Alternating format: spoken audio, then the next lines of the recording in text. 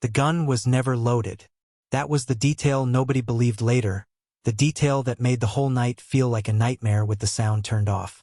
I remember the parking garage under the concert hall, the smell of wet concrete, and Dean Marsh's arm locking across my chest like a seatbelt, hard enough to bruise, while a stranger in a gray hoodie screamed things at me that I still can't repeat out loud.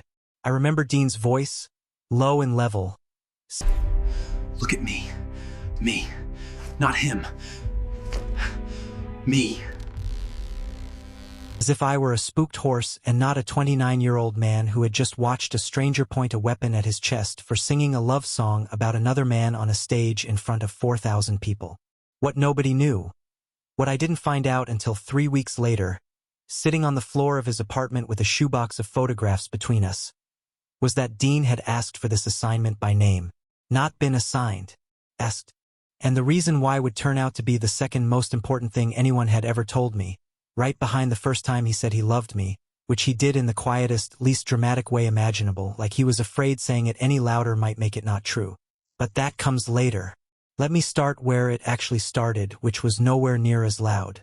3 months earlier, I was sitting in the office of my label's head of artist safety, watching a woman named Priya slide a manila folder across a glass desk like she was dealing a losing hand of cards. Inside were screenshots, threats, the kind that come in waves after you release a song that says plainly, without metaphor, that you loved a man and he loved you back and you were done pretending otherwise. My album Ravenna Bay, named for the town where I grew up, where the fog rolls in over the pier every evening like a slow gray exhale, had done what my publicist promised it would do. It made people feel something. Unfortunately, feeling something and reacting well to it are not always the same thing. We're not trying to scare you, Priya said, though her face suggested otherwise. We're trying to keep you singing.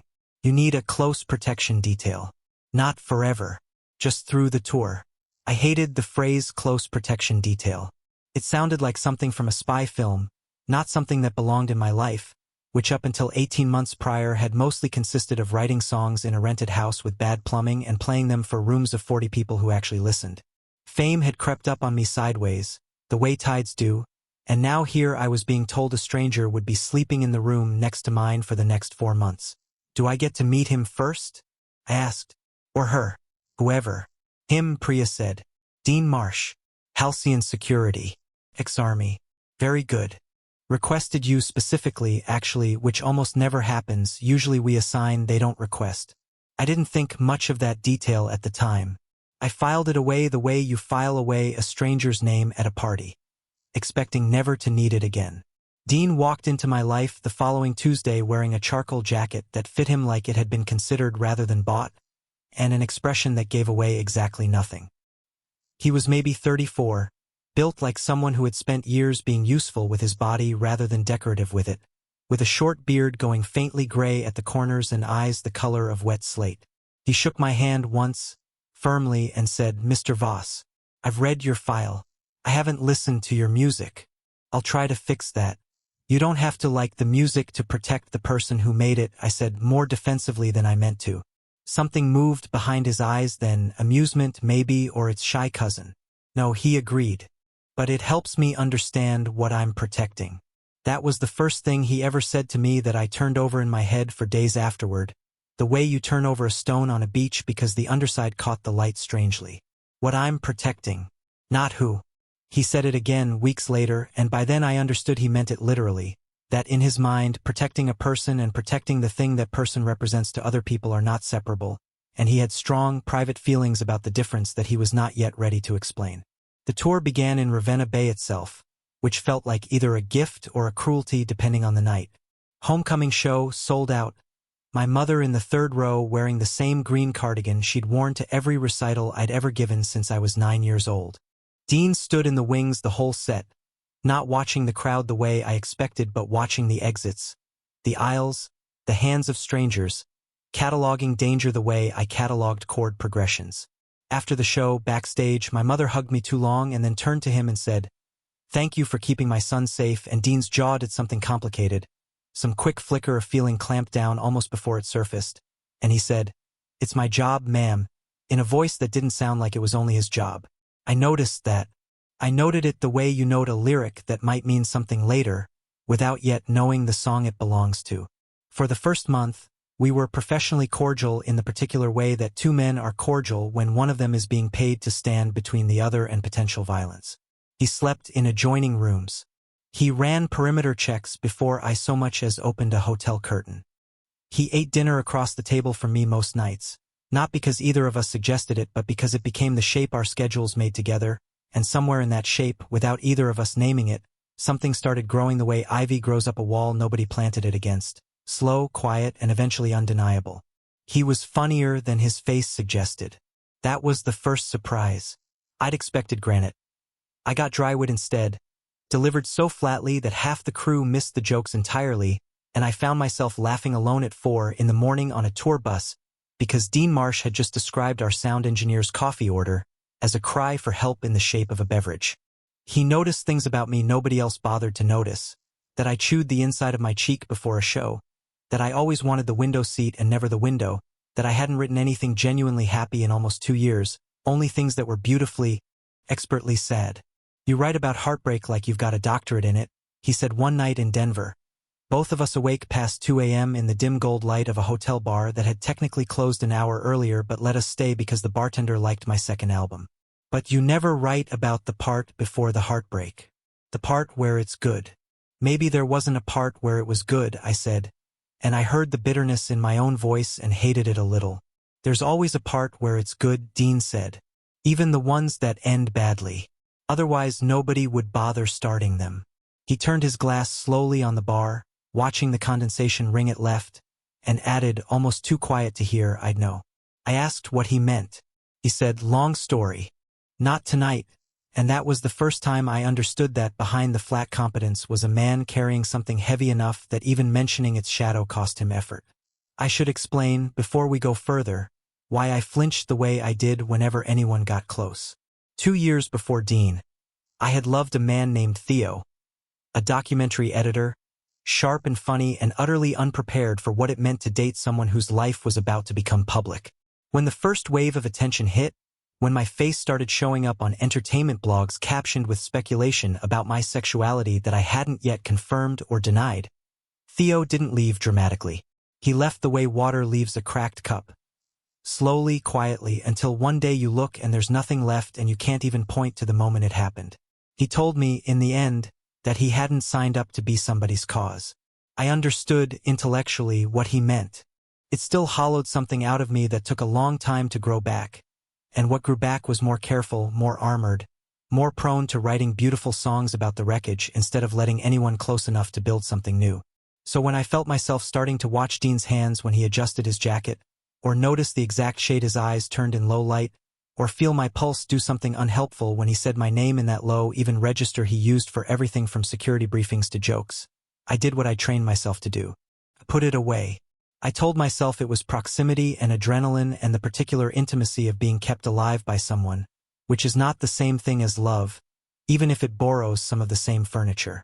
Dean, for his part, was a professional in the truest sense.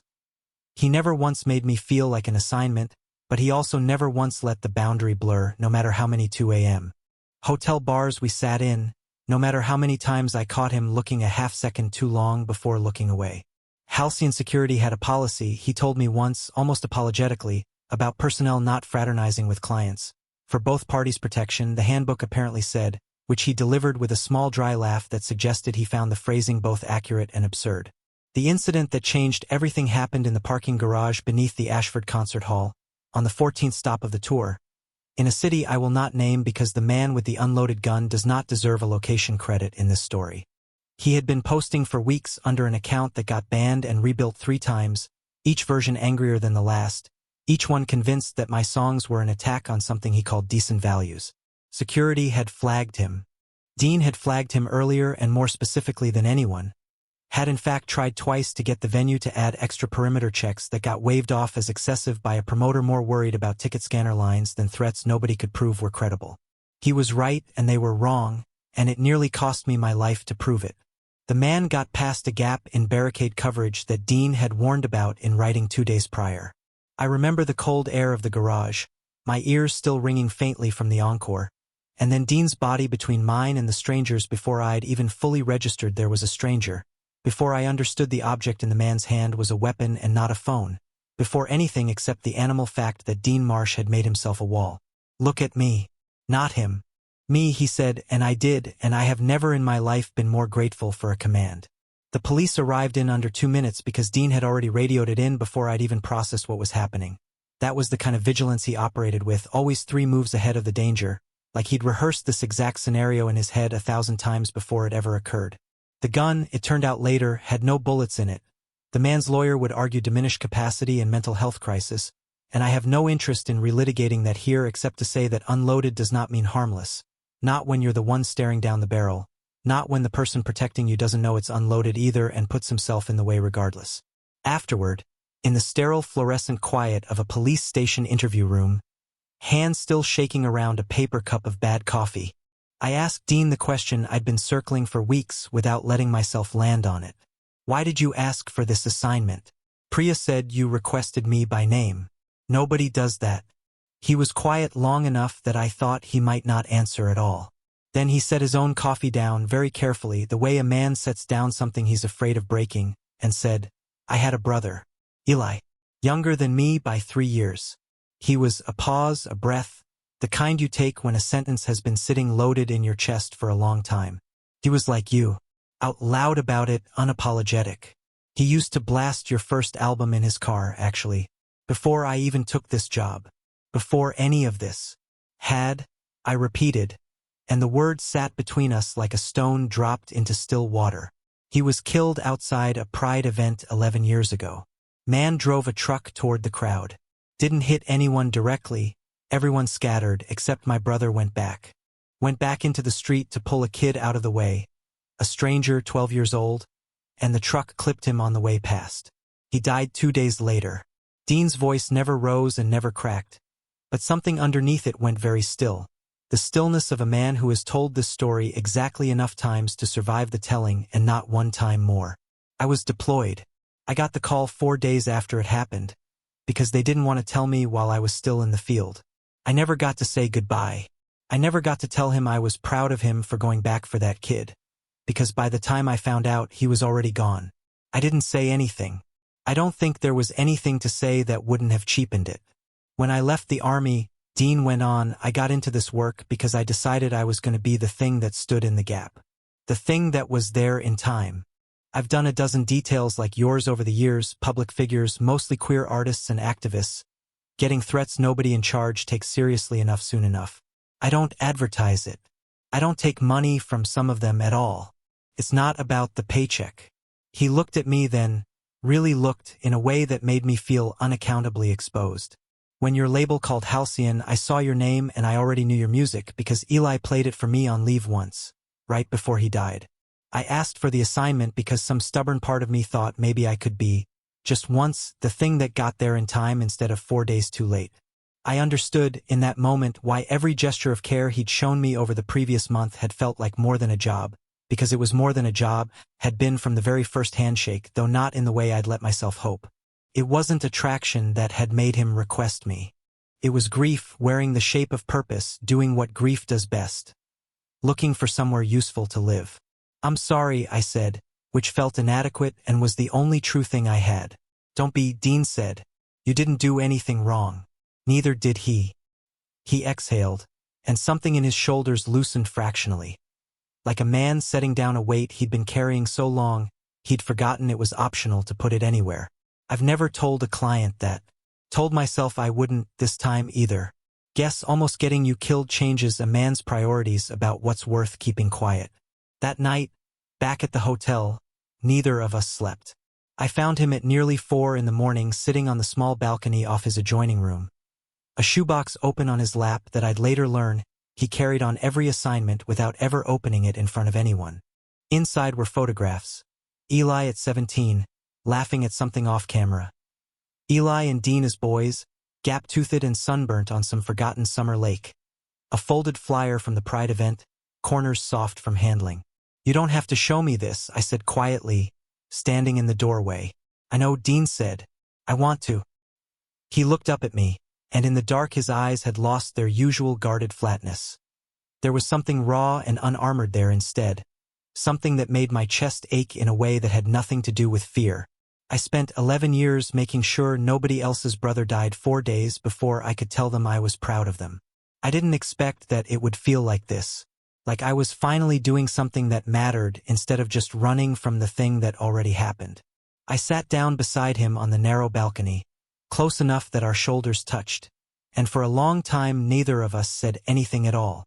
The fog was rolling in somewhere far below, the way it always did in Ravenna Bay though we were nowhere near it, the way memory rolls in uninvited and settles over everything regardless of the actual weather. "Can I ask you something?" I finally said, "and you don't have to answer if it's unprofessional." "After tonight," Dean said, with the ghost of that dry humor returning, "I think we're past professional. Is that why you never—" I stopped, embarrassed, then made myself finish it. "Why you never let anything happen between us?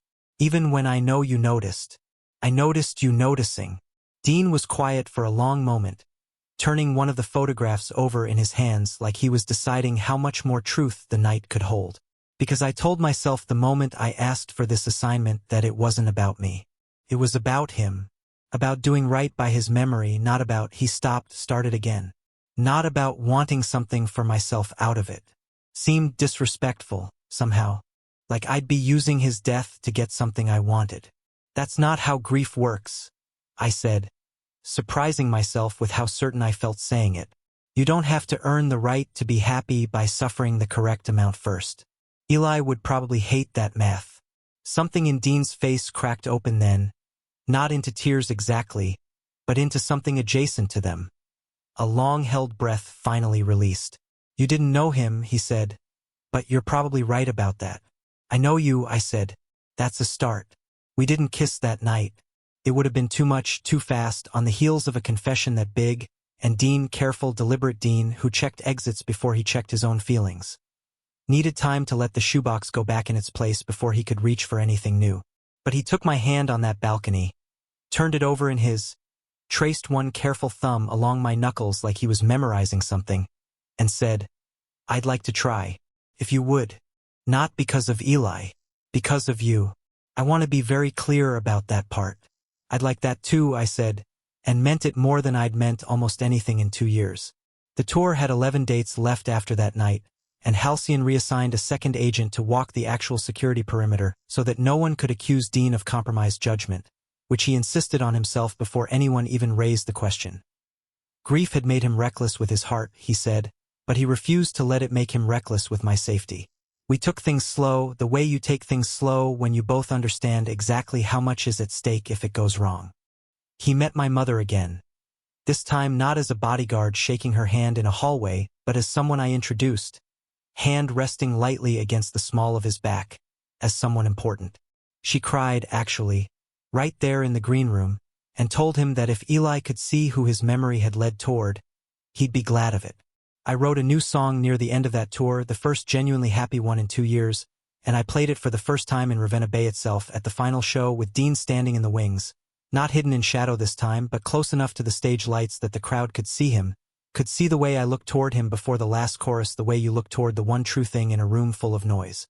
I don't think anyone in that audience needed the title of the song explained to them once they saw that look.